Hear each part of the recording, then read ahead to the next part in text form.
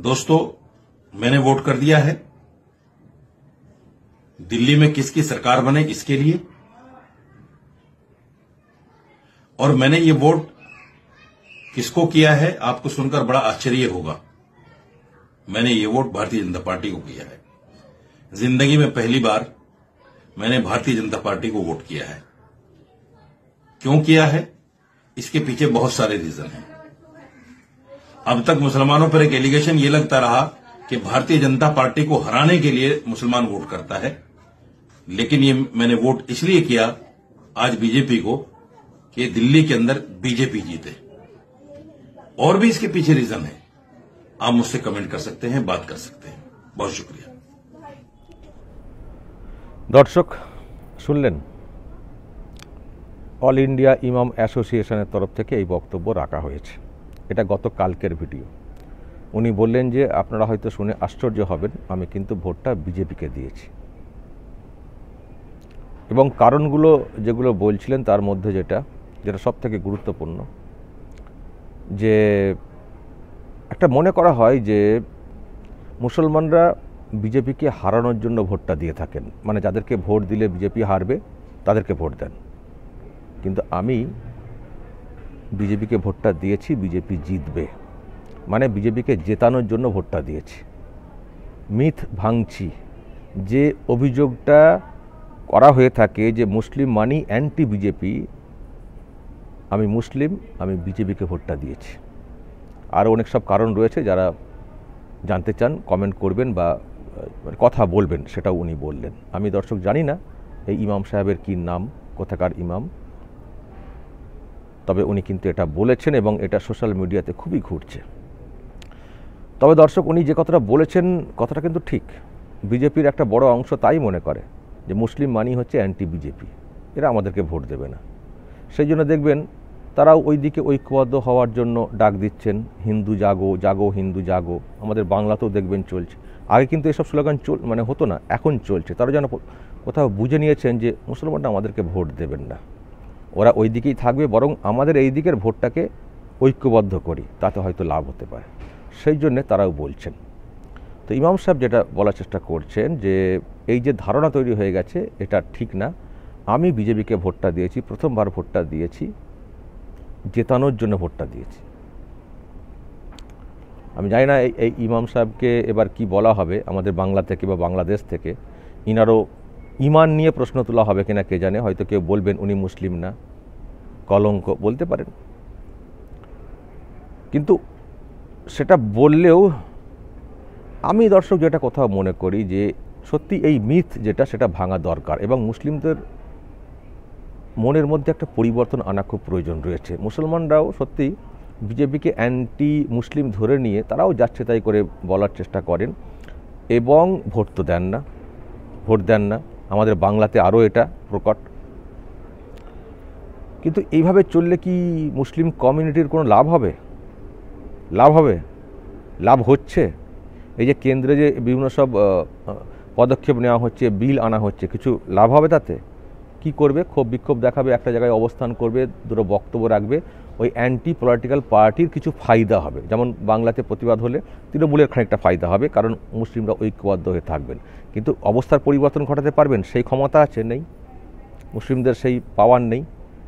তাহলে ওই শুধু চিৎকার হবে আর অন্য পার্টির সুবিধা হবে, কিন্তু বিজেপির সরকার কেন্দ্রে যেটা রয়েছে তারা তাদের মধ্যে একটা কাজ করে যাবে। তাহলে লাভটা কি হলো? তাহলে লাভটা কি হলো? একটা বাড়ির দরজার সামনে গিয়ে চিৎকার করে সেটা কি সহজে আদায় করা যায় সব সময়? নাকি বাড়ির ভিতরে ঢুকে আলোচনার টেবিলে বসলে সেটা সহজে আদায় করা যায়? তো আমরা কি সবসময় এই চিৎকারই করে যাব? একসঙ্গে মিশে আলোচনার টেবিলে বসে নিজেদের সিদ্ধান্তটা বা নিজেদের দাবিগুলোকে আদায় করে নিয়ে আসতে পারবো না? তো এটা করতে গেলে তো আলোচনার টেবিলে মানে ঘরে ঢোকার যোগ্যতা অর্জন করতে হবে। আর আমরা যদি সারাক্ষণ ওই অচ্ছুত করে রাখি, তো দরজা কে খুলবে কেন? আর আপনি দরজা খুলে ঢুকবেন কি করে? ওই সারা জীবন চিৎকারই করতে হবে, কিছু লাভ হবে না। বিজেপি একটা এত বড় পলিটিক্যাল পার্টি, আমি XY জেডের জন্য বলছি, শুধু বিজেপির জন্য বলছি না। কোনো পলিটিক্যাল পার্টিকে অচ্ছুত করে রাখাটা সেটা সবথেকে বোকামি সেই কমিউনিটির জন্য। বিশেষ করে যখন একটা বড় পার্টি হয়, যারা ক্ষমতায় থাকতে পারার ক্ষমতা রাখে, যারা ক্ষমতায় আসতে পারে, তাদেরকে অচ্ছুত করে রাখাটা আমার মনে হয় সবথেকে বড় বোকামি। কিছু লাভ হয় না চিৎকার করা ছাড়া।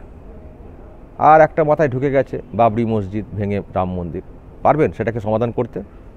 কেউ কেউ বলেন যতদিন না মসজিদ হচ্ছে ততদিন আমরা সাপোর্ট করব না, রাম মন্দির যে তৈরি হয়েছে, বাবরি মসজিদে ভাঙা হয়েছে, তার সঙ্গে বিজেপির লোকেরা জড়িত, বিজেপির লোকেরা সব ছিলেন, এখন তাদেরকে আমরা কী করে সাপোর্ট করি?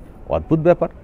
সেটা একটা বিতর্কিত বিষয় এবং সেটার একটা কোর্টে ফাইসালা হয়ে গেছে, সুপ্রিম কোর্ট বিচার করে দিচ্ছে। আপনারা পারবেন? সেটা বিতর্ক ছিল, দাবি ছিল, কিন্তু বিচারে তো পারেননি আটকাতে। তার কী করে করবেন সেটা? তো সেটা তো সম্ভব না। তো তার মানে কোনো দিন তো ওখানে হবে না নতুন করে বাবরি মসজিদ। তাহলে কী হবে? তাহলে কোনো দিন আপনারা বিজেপিকে সাপোর্ট করবেন না, ভোট দেবেন না, টোটাল কমিউনিটি ভোট দেবেন না।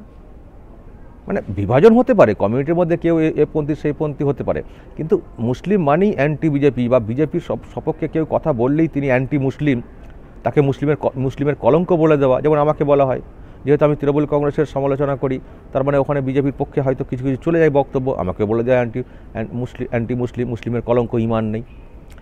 এতে কি হচ্ছে লাভটা? আমার তো মনে হয় এটা সত্যি কমিউনিটির সবথেকে বড় ক্ষতি হচ্ছে, ক্ষতি করছেন। যত বড়ই শত্রুপক্ষ আপনারা ভেবে থাকেন, শত্রুপক্ষের সঙ্গে বড়, আমি ধরছি তর্কের খাতিরে, যা খুব বড় শত্রু হচ্ছে বিজেপি আপনাদের, তো তার সঙ্গে আপনার লড়ার ক্ষমতা আছে? তাহলে শত্রুর সঙ্গে শত্রুতা বাড়ানো ভালো, নাকি শত্রুর সঙ্গে মিত্রতা তৈরি করে নিজেদের কাজগুলোকে আদায় করে নেওয়া ভালো? কোনটা বুদ্ধিমানের কাজ? এটা কি হচ্ছে? আনাড়ি, গোয়ার্তমি, বোকামি, আর কি বলবো? ইমাম সাহেব তো সঠিক ব্যাখ্যা দিয়েছেন, বোকামি হচ্ছে। উনি বলছেন প্রথমবার দিলাম, তার মানে উনি পরে বুঝেছেন। এরকম বোধশক্তি সবারই আসা উচিত। কিছু লাভ হয় না, যেটা নিয়ে আপনারা বলছেন সেটা তো সমাধান করতে পারবেন না, সেটা কোর্ট বিচার করে দিয়েছে, কী করবেন আপনারা? আর বিতর্কিত জায়গা ছিল আরও আপনাদের ক্ষমতা আছে, মসজিদের জায়গা দেওয়া আছে, মসজিদ সেখানে করার কথা, সেটা তো এখনও করতে পারছেন না, যে মসজিদটা করার কথা জায়গা দেওয়া হয়েছে, ইগোর লড়াই করছেন। তো আলটিমেট কি হচ্ছে, মানে কমিউনিটির কি হচ্ছে লাভটা? দিনের পর দিন শত্রুতা বাড়ছে। এই যে বাংলাতে আমাদের যেটা চলছে, জাগো হিন্দু জাগো বলে প্রচার চালাচ্ছেন শুভেন্দু অধিকারীরা বাধ্য হয়ে। তো সেই ক্ষমতা তারা যখন ক্ষমতায় আসবেন, কি আশা, মানে কী করে আপনারা আশা করবেন তাদের কাছ থেকে যে আমাদের খুব ভালো, আমাদের ভালো কিছু করুক? কী করে আশা করবেন? আর কথায় বলেন যে ওই বিজেপির কোনো মন্ত্রী করা হয়েছে কেন্দ্রে, অমক করে তমক করা হয়েছে। আরে ভোটারই নেই, আপনারা দিনরাত বলছেন ভোট দেবেন না, ভোট দেবেন, এবং একাধিক রেজাল্ট সেটা প্রমাণ করছে সত্যি ভোট দিচ্ছে না মুসলিমটা, ম্যাক্সিমাম তো ভোটই দিচ্ছে না, হয়তো সামান্য একটু অংশ দিতে পারে। তো ভোটারই নেই, আর প্রার্থী কী করে হবে? মানে আমাদের তো হঠাৎ করে আবদার করে বসছেন কেন মন্ত্রী করা হলো না। আরে মন্ত্রী করা হবে, আপনারা আস্থা অর্জন করতে পেরেছেন, দিনরাত উল্টোপাল্টা বলে যাচ্ছেন, কী করে ভরসা করবে? তারাও বাদ দিয়ে ভাবছেন, তারা ঐক্যবদ্ধ হওয়ার চেষ্টা করছেন মুসলিমদের এই কর্মকাণ্ড দেখে।